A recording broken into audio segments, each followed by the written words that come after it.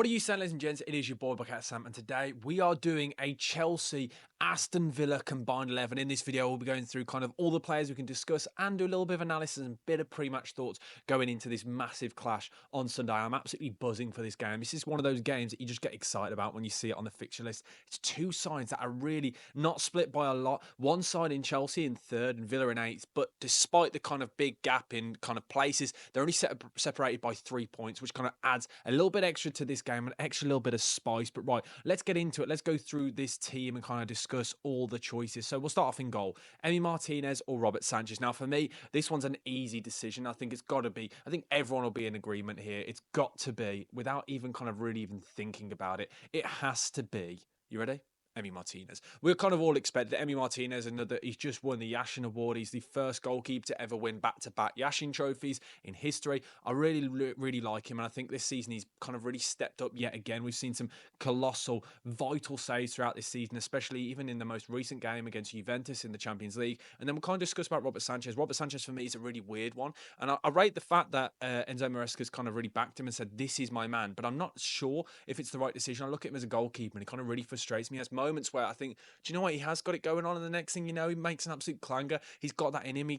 I look at him and think, if Chelsea are really going to break into this top four, you look at what has all the other top four teams got, and teams that have been in the top four in recent years, it's a reliable keeper, and I don't believe that Robert Sanchez is that. So it feels weird saying that Chelsea need to buy another goalkeeper because they've got 8 already, or 9, I think, now in the squad. But I'm just not sure if he's the right man because, as I said, he's just got a clanger in him. I understand that he kind of fits the way that they want to play and style of play, but sometimes you do just need a goalkeeper who can be reliable and make saves. I know it seems ridiculous, but right, we'll get on to the back four. So the back four, I'm going to tell you straight away. In the right back position, we've got Gusto, Cash, Consa, maybe you could throw in there, Reece James. Reece James, he looks like he's injured now for the rest of the season again. It's kind of just really unlucky, a player that I do really admire as a footballer, but it's just really frustrating. You've got to feel for him. Then we can talk about Matty Cash. Matty Cash, for me, is a really odd one. A player that it's just isn't quite there. I think when you look at Villa as a whole and you kind of look at them and kind of analyse them, what is the one position I think they're in the weakest? And I'd probably say it's right back. You look at them, is Matty Cash a Champions League footballer?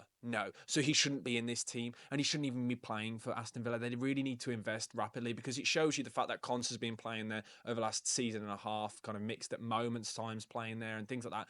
You just look at it, you just think, it's not good enough. Matty Cash isn't good enough, so I wouldn't have him in this combined 11. Consa I prefer in the centre-back position, so we'll get onto that in a second, because he's been quite good as well this season, to be fair, in that position. I know he played a lot more at right-back last season compared to this season. We'll be talking about Gusto, though. Gusto, for me, has got to be the right-back. Now, Gusto, for me, has been a player that's really massively improved. When he first signed for Chelsea, I wasn't really convinced. I thought he's a bit erratic and irrational at times, but I really like him. I think he's really matured over his time now at Chelsea, and I really like him as a player, so I'm going to have Gusto at right back. Now onto the centre-backs. You've got the choices between Diego Carlos, you've got Pau Torres, Tyrone Mings, Colwill, Fofana, Badashili. But Chelsea, for me, it's a really weird one. The two defenders, I'm not convinced by them. Colwill has had moments where he was good and then he got injured, and then since coming back from the injury, he's not been the same player. Fofana, for me, isn't good enough.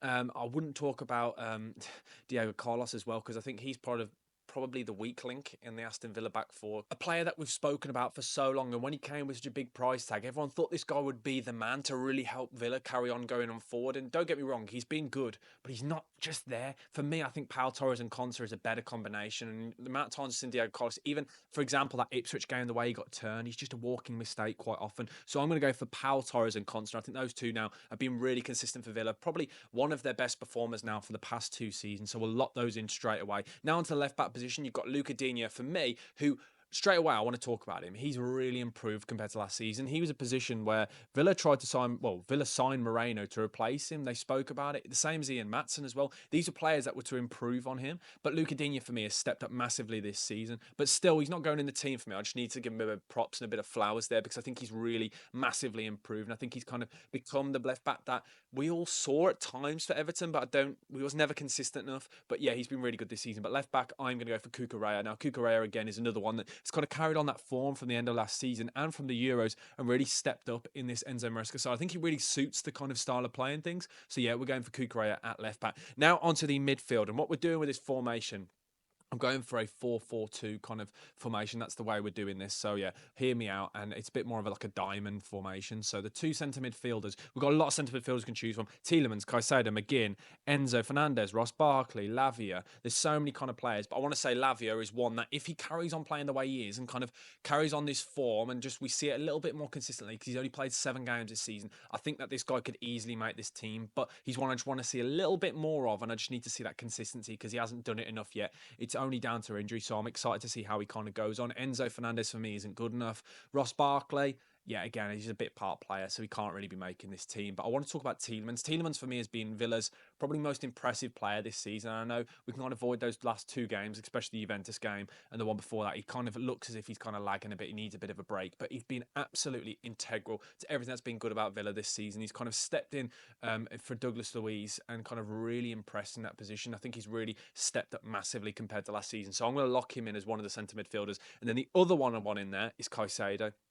Now, Caicedo, for me, was really harshly spoken about last season. He got a lot of slander and a lot of stick quite often, and we spoke about that all the time. And I think that was down to mainly because of the price tag, and you can't help it. Everyone says he didn't set his price tag, but that still is his price tag, so I understand the slander. But then when he started performing well, it didn't really suit everyone's narrative, and everyone kind of went quiet. Whereas this season, we're kind of seeing the player, again, step up even further, and I think he really suits when he hasn't got a player like Enzo Fernandez next to him, when he's kind of left to his own kind of devices, playing as that holding midfielder on his own, kind of dictating play. He's absolutely integral. And the thing is, what I really like about him, he's not as simple as just a destroyer. He's very good on the ball, and a lot of the attacks start from him moving the ball quite fast in some really tight situations. He's kind of playing in and around there on his own and can be quite isolated, but he's been absolutely huge for Chelsea this season. I think he's probably been, him and Gravenberch for me have been the two best holding midfielders in the Premier League this season. And kind of when you've seen Rodri kind of come out of it and the fact that he's injured and things, they've stepped up. So those two for me have been integral. So I'm definitely having Caicedo in there. I think he's been absolutely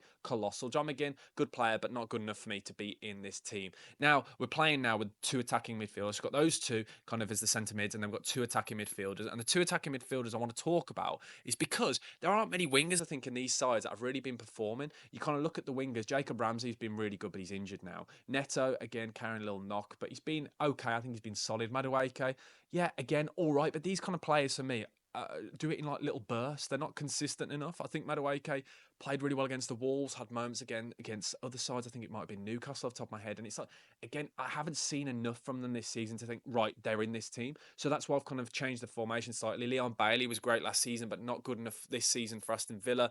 And then you think of players like João Felix and things like that. I don't want to put wingers in. So I've kind of changed the formation to allow these other players. And the two that I'm going to be talking about is, first of all, I want to talk about Morgan Rogers. Now, Morgan Rogers for me has been absolutely immense. I'm a West Bromwich Albion fan. He came through at the youth system at West Brom. I saw him when he went to Manchester City. I was kind of really intrigued to see how his career would go because he left the Albion at a very young age. We saw his one appearance, I think, in the cup. So never really got to see him. But it's kind of one of those players that you kind of just follow closely just to see how they go on and how they progress in their career.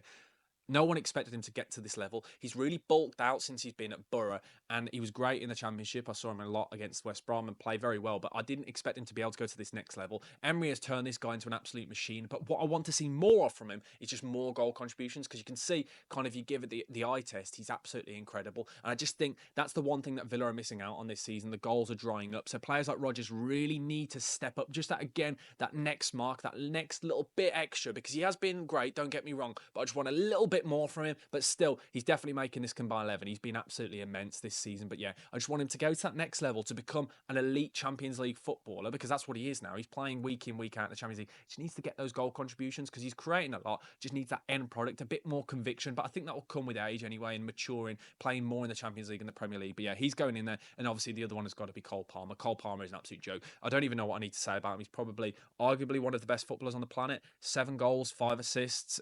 It's ridiculous. 12 in 12 this season. It speaks for himself, doesn't it? We all know what you're going to get from him. He's absolutely colossal. But then the front two now. I'm going for Ollie Watkins and Nicholas Jackson. Now, I couldn't split the two. And I think there's been a really weird narrative around Ollie Watkins this season. Now, a lot of people are really kind of talking about and comparing him to last season, saying, oh, he's fallen off. He's not the player he used to be. Get John Duran in. I think, really, if you kind of step back and reflect on the season, I think, really, he's absolutely clear of John Duran. I think the reason why everyone really enjoyed that run that John Duran had was because it was chaotic and it was fun. It was a bit different. He was scoring left, right, and centre, great goals. But Ollie Watkins, there's one thing you get from him. He's a reliable footballer. 6 goals and 2 assists in 12 games now, which is an incredible return. And it's not just that, he brings so much more to the team whenever you see him play. He presses well, he brings other players in. He really occupies defences. And I think he is absolutely integral to Aston Villa. I think he's really kind of spoke about really weirdly. I feel like he really should be, because the way England are going at the moment with Harry Kane kind of dropping out as he's getting older and things, and everyone's talking about who will be the next replacement for Harry Kane. It's got to be Ollie Watkins for me.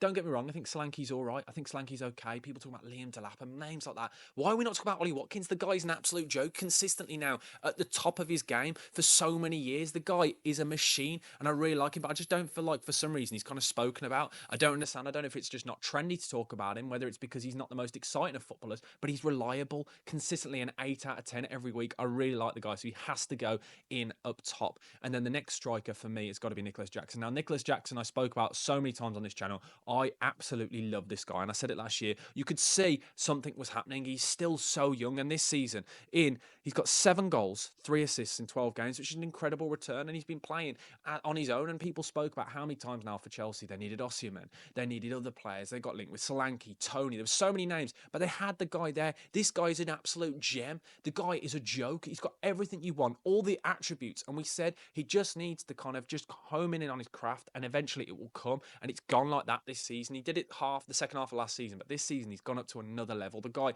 is an absolute joke. Yes, he probably needs to calm down on those yellow cards, but that's the only fault in his game for me personally. And a lot of people talk about the fact that he's not got great conviction in front of goal. Well, we've seen it this season so many times. He's really stepped up, and I think the weird comparisons that he had, and people said, "Oh, he's like Darwin Núñez," in the fact that he's got the speed, he's got the agility, he's great on the ball, but he just can't finish. I feel like that now has been rubbished. You can tell he's twice, maybe even 3 times the footballer that Darwin Núñez is. The guy is an absolute joke. So yeah, I'm a massive fan of Nicholas Jackson. I think he's absolutely incredible. One of the best strikers for me in the Premier League. I will stand by that. Yeah. So that is my team. Let me know your thoughts down in the comment section below. Tell me, what do you make of the game? I think it will be a draw personally going into this. I think the two sides aren't really split by much. I know places wise, but it's 3 points. Remember, these two are brilliant teams and they're really exciting to watch this season. So yeah, that is my prediction. It'll be a 1-1 draw. Let me know your thoughts down in the comment section below. Please do like, comment, and subscribe. Thank you again for letting us hit 7,000 subscribers. It's massive. This channel is growing and I really appreciate you lot. Click all the links down below. Got all my socials in there. Go drop me a message. Do whatever you want. But yeah, thank you guys for watching and I will see you guys soon. Peace. Thank you. Goodbye.